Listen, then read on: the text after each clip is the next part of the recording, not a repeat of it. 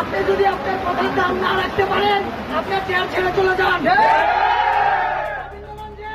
মানুষকে কথা দিয়ে কথা রাখবেন, উপজেলা পরিষদে এরকম নিয়ম আমরা চাই না। এটা শেখ হাসিনার স্বৈরাচারী বাংলাদেশ নয়, 30 জুলাইয়ের স্বাধীন বাংলাদেশ।